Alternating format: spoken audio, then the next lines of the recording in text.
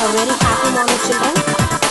Welcome to the physical science session, part 2, unit 7, heat. Okay, so can anyone tell me? A very happy morning, children.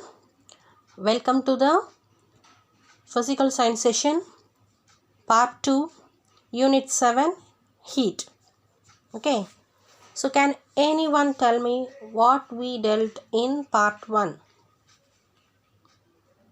A few topics, basic topics we discussed in part 1, isn't it? Can anyone tell me? Can anyone guess the topics? What are all things we have did? I asked you to go through all the topics also. What are the topics we saw in part 1? We saw about the effects of heat. What is heat actually? What is heat? It is a form of energy, right? What is heat? It is a form of energy. The internal energy when flows out is called heat energy, isn't it? So then we saw about the effects of heat, that is expansion, change in state, change in temperature and chemical changes. And a very important topic what we saw in part 1 is transfer of heat, isn't it? So how do heat gets transferred? What are the 3 ways heat gets transferred? Can anyone list me the 3 ways? Yes, it is nothing but conduction, convection and radiation. Okay, so by these 3 ways heat gets transferred, and we have seen the pictures for all the 3 ways of heat transferring, isn't it? For convection, conduction and radiation. Then also we saw about the concept of temperature. What is temperature? Then the unit of temperature, isn't it? Then we saw about the temperature scales. What are the temperature scales we saw? Yes, Fahrenheit scale, Celsius or centigrade scale, Kelvin or absolute scale. And we all also have seen the absolute zero value, the melting point, then the boiling point for all these 3 scales. Okay, so today's topic is specific heat capacity. So today what we are going to see about specific heat capacity, then heat capacity or thermal capacity, then latent heat capacity. These are the 3 topics today what we are going to see. Okay, so what is specific heat capacity? And how does this heat energy absorbed or lost by the body, and what are the factors that is used to determine the specific heat capacity? This is what we are going to see in this session. Okay, so first of all, before we go deep into the lesson, let me see what is specific heat capacity. Okay, so you might have felt that the land is cool in the morning and hot during daytime. But water in a lake will be almost at a particular temperature both in the morning as well as in the afternoon. So both are subjected to same amount of heat energy from the sun, but they react differently. It is because both of them have different properties. So in general, the amount of heat energy absorbed or lost by a body is determined by 3 factors. So what are the 3 factors? This is the 3 important factors which will be asked in 2 marks. Okay, so what is the first one? Mass of the body, change in temperature of the body, the nature of the material of the body. So how does that heat depends? That is how thus the heat energy is absorbed or lost depends upon what are the 3 factors. The 3 factors are, it depends upon the mass of the body. Then the second one is temperature of the body, change in temperature of the body, the heat is gained or heat is lost. Then the last one is nature of the material of the body.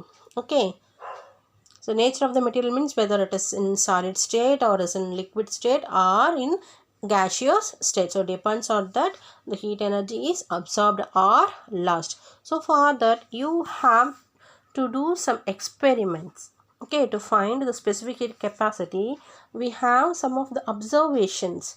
So if we read the observations, you will come to know, you can derive the formula for finding the specific heat capacity. Okay, so first we will see the observation 1. So what is given here in observation 1? A quick readout. Quantity of heat required to raise the temperature of 1 liter of water will be more than the heat required to raise the temperature of 500 ml of water. So to increase the heat energy for 1 liter of water will be more than the heat required to raise the temperature for 500 ml of water. So if Q is the quantity of heat, so Q is the quantity of heat absorbed, and if we consider M as the mass of the body, then Q, that is the quantity of the heat, is directly proportional to mass. Okay, so the quantity of the heat is directly proportional to the mass of the body. So then this is the equation for that. It is directly proportional to mass. Quantity of the heat absorbed is directly proportional to mass of the body. So this is what we observed in 1. So what is the second observation? Quantity of heat energy Q required to raise the temperature of 250 ml of water to 100 degrees Celsius is more than the heat energy required to raise the temperature to 50 degrees Celsius. So here Q is directly proportional to heat temperature, where delta T, so the sign is delta, we call this as delta. Okay, so this delta T is the change in temperature. So why does this delta sign is given here in before temperature? To indicate that the temperature is getting changed. Okay, so Q, that is quantity of the heat required, is directly proportional to change in the temperature of the body. So in observation 1, we saw that quantity of the heat energy is directly proportional to mass. Okay, and in second equation it is derived that quantity of the heat is directly proportional to change in temperature of the body. So thus heat lost or heat gained by a substance when its temperature changes by delta T is given as, the equation given here, derived here is, Q is directly proportional to mass and change in temperature. Okay, so to remove this proportionality sign, we are introducing equal to sign. So Q is equal to, if we remove this proportionality sign and equate the equation, automatically a constant will appear there. Okay, so the constant appeared here is C. So MC delta T. So this is the final equation what we arrived.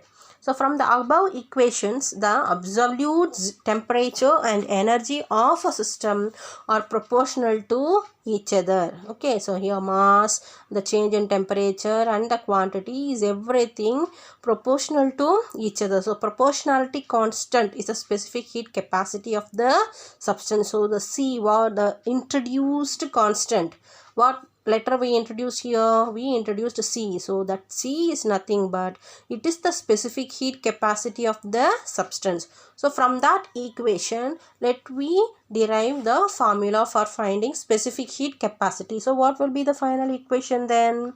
So C is equal to Q divided by M delta T. So what is the final equation? C is equal to Q divided by mass into change in temperature.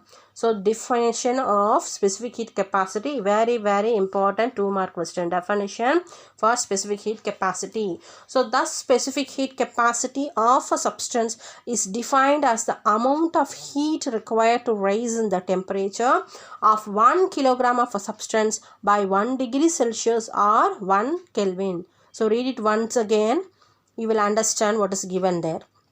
Specific heat capacity of a substance is defined as the amount of heat required to raise the temperature of 1 kilogram of a substance by 1 degree Celsius or 1 Kelvin.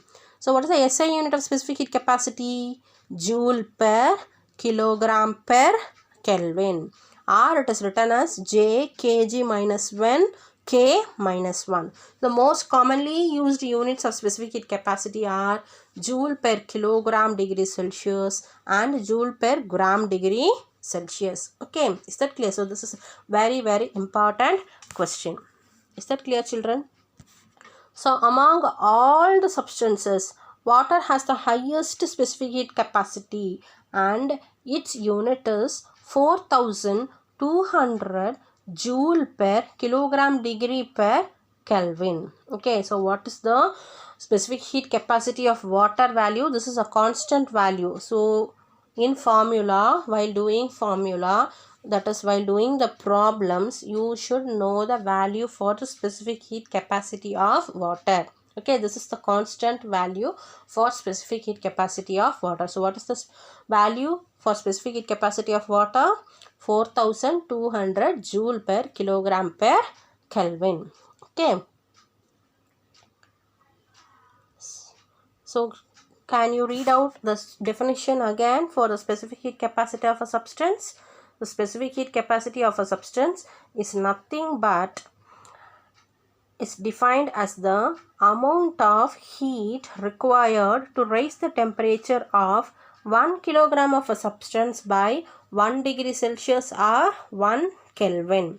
So the SI unit of specific heat capacity is joule, kg minus 1, k minus 1, and the common used units are J divided by kilogram degree Celsius and J divided by gram degree Celsius. So have you understood what is specific heat capacity? So now we will pass on to heat capacity or thermal capacity. So now see the definition for heat capacity, that is for thermal heat capacity. So heat capacity or thermal capacity is defined as the amount of heat energy required to raise the temperature of a body by 1 degree Celsius. Okay. So heat capacity or thermal capacity is defined as the amount of heat energy required to raise the temperature of a body by 1 degree Celsius, and it is denoted by C. So the formula is heat capacity is equal to quantity of the heat required divided by rise in temperature. So C dash heat capacity is equal to Q divided by T. So what is the formula for finding thermal heat capacity? C dash is equal to Q divided by T, and the SI unit of heat capacity is joule per Kelvin, and it is also expressed in calories per degree Celsius or K calories per degree Celsius or joule per degree Celsius. Okay, so problems we will have a separate session. Now we will pass on to very easy topic. This is nothing but change of state. So what are the three states you know? What are the three states you know? So the process of changing of a substance from one physical state to another at a definite temperature is known as change of state. So what is change of state? Process of changing of a substance from one physical state to another at a definite temperature is known as change of state. So what are the three states we know? The three states are solid, liquid and gas, isn't it? So below you have a picture. If you see the picture, you will understand the concept what you are going to see now. See liquid, okay, gas and solid. You have liquid, gas and solid. So solid gets converted to liquid. Solid gets converted to liquid. How does it will get converted to liquid? When does a solid gets transferred to a liquid state? When it melts. Okay, so by melting, you can see the red color arrow mark here. So when solid melts, it changes to other state, that is liquid. Again, when liquid evaporated, it will change into gaseous state. And now you can see the reverse.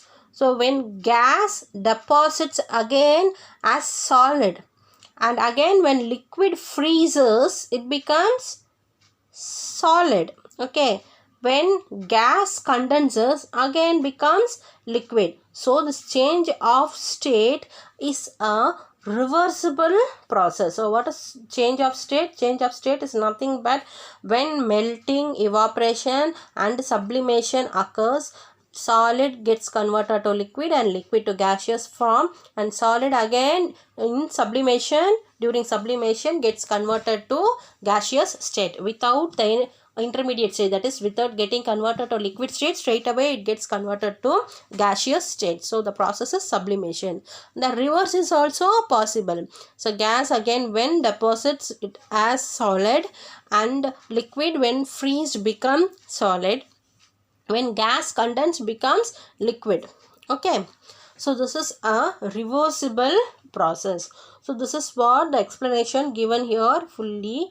So when you see the diagram, you can easily able to explain all the process explained here, given in page number 86. So melting and freezing. So what is melting, freezing? Process in which a solid is converted to liquid by absorbing heat is called melting or fusion. So in melting is otherwise called as fusion. The process in which liquid is converted to solid by releasing heat is called freezing. Okay, so this will occur at 0 degree Celsius.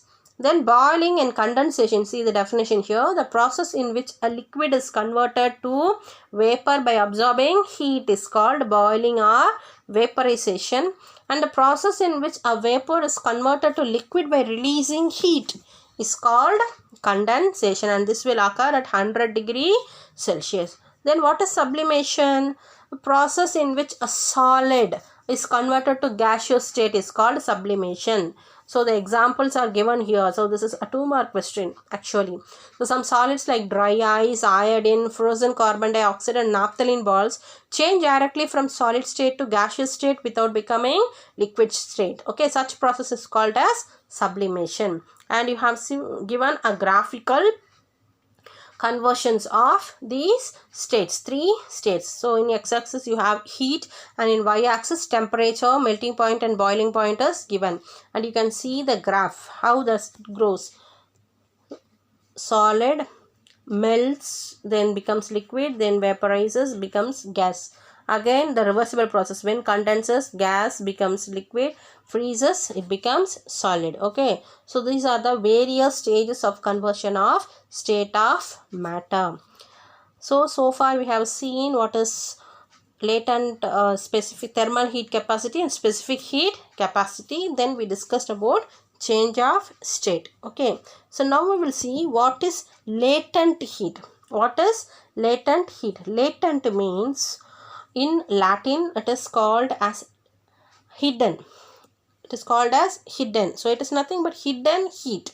Latent heat means what? Hidden heat. So now we will see the definition of latent heat, which is given in page number 87. Okay, so what is latent heat? Specific latent heat. So the latent heat is the amount, we will see what is first latent heat and then we pass on to specific latent heat. So what is latent heat? So latent heat is the amount of heat energy absorbed or released by a substance during a change in its physical state without any change in its temperature. So what is latent heat? Read it once again. Amount of heat energy absorbed or released by a substance during change in its physical states. Okay, without any change in its temperature. So without any change in the temperature, it will actually starts changing its physical change. So such type of heat is called as, so heat involved in such a process is called as latent heat, that is the hidden heat. Okay, see the diagram given for the heat supply.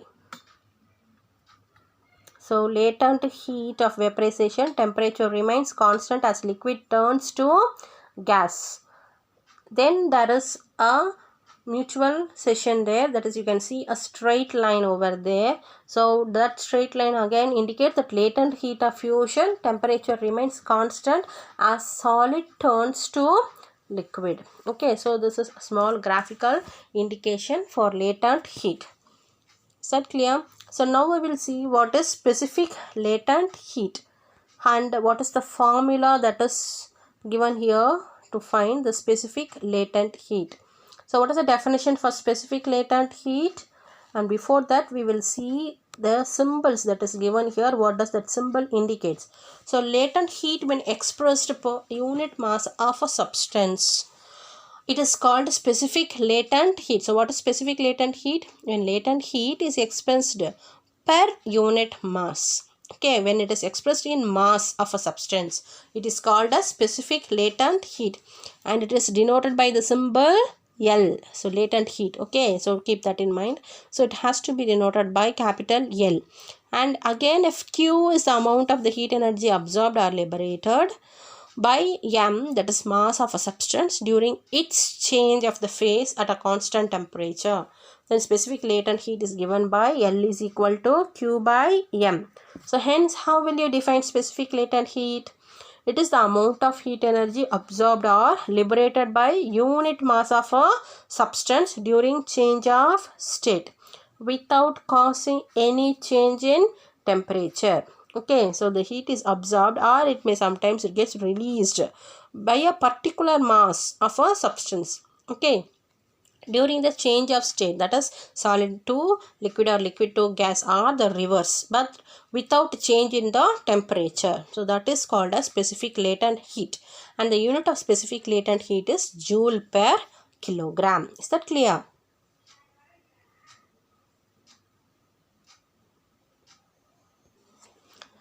So by seeing this definition for specific latent heat, the lesson comes to an end, and you have points to remember. You can go through all the points that is given in page number 88, which will be very useful to write your 2-mark answers. And you have glossaries. This will also help you to get the definition easily in your mind. Okay, so the definitions for conduction, convection, radiation are all given in easy way.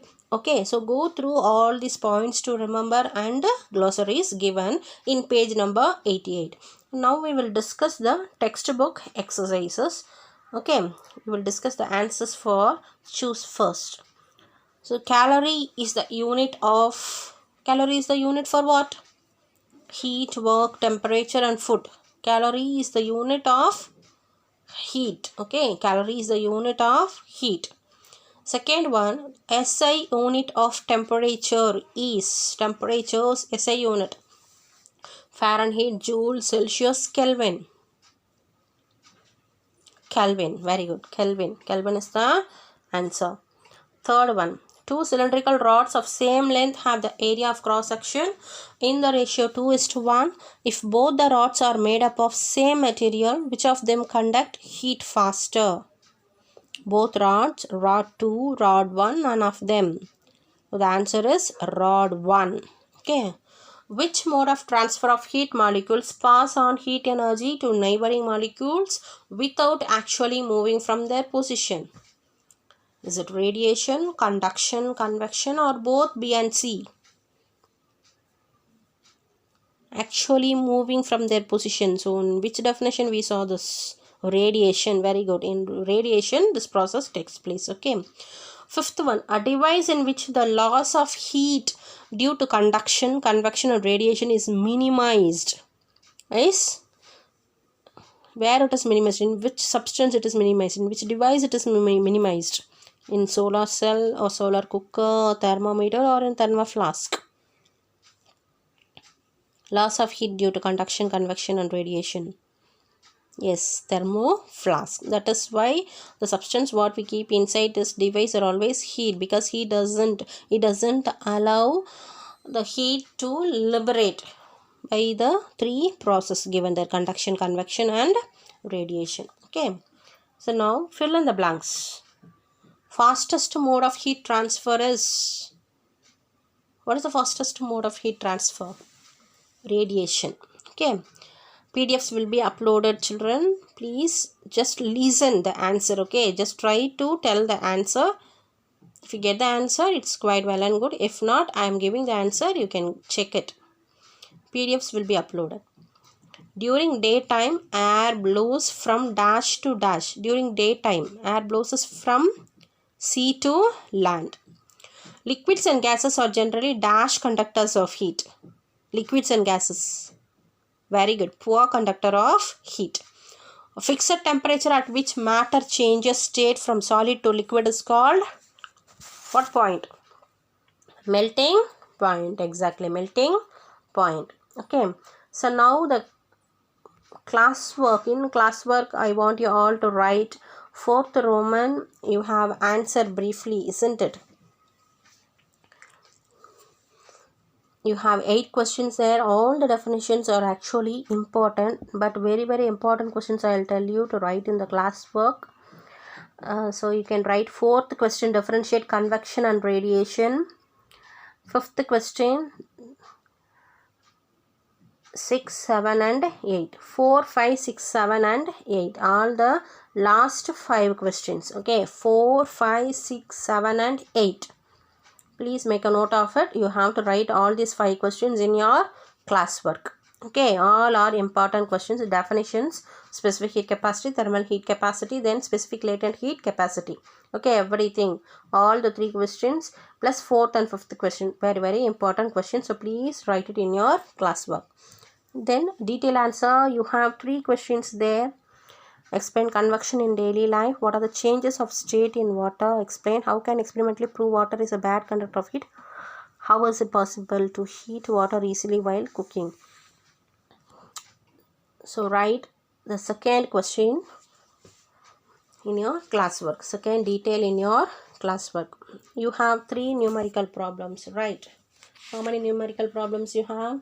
You have 3 numerical problems. Write all the 3 numerical problems in your classwork. Problems are very very important from this lesson. That too, this is a very important lesson and the problems are also important. So please make sure that you are writing all the 3 problems in your classwork.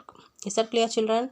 So now I want you all to go through the definitions of specific heat capacity, specific latent heat capacity and thermal capacity. Okay, so in the next class surely we'll ask answers for all these 3 definitions and the formulas for all the 3 substances that you have to find, that we will use to solve the formula. Is that clear? So this is the homework for you all. So please make sure that you are revising all the topics that we have covered today. Is that clear, children? Thank you for listening. Have a good day, children.